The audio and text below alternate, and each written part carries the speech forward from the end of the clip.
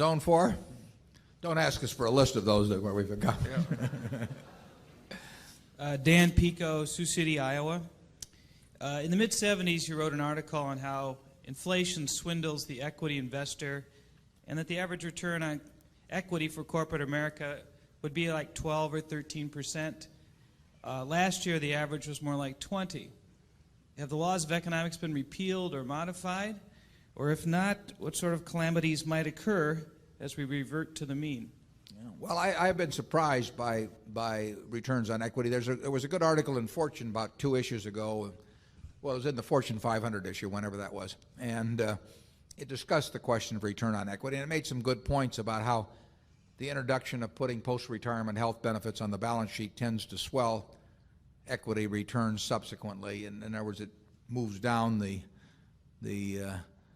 denominator in terms of total equity employed. And there's been a lot of big bath accounting where there have been write-offs, so that counting that, I don't think it has gotten to 20%, but it's certainly higher than I anticipated when I wrote that article. And I would say that it would seem very extreme to me in a world of like we're living in now to have returns on equity close to the average close to the 20% rate over time.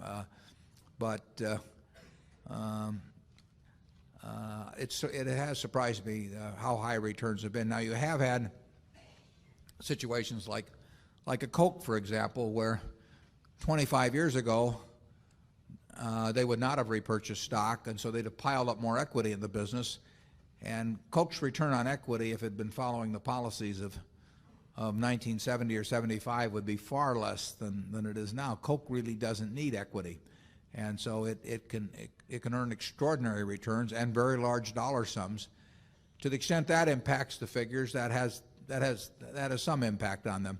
To the extent that General Motors sets up many billions of a reserve for post-retirement health benefits, that tends to make the return on GM look a lot better than it did in the past, when it wasn't even recognizing those costs, and therefore had an equity that really was much larger than the true equity.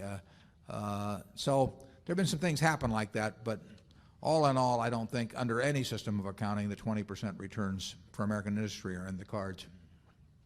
Charlie? Well, I agree, and I think that this business of having way more consolidation and the successful companies like Wells Fargo buying in stock, I think that's had a huge effect too. I don't think it's actually gotten that much. Obviously, we had a long period of real growth and so on, and I think that on average business has earned higher returns on equity. But I think a whole lot of things have combined to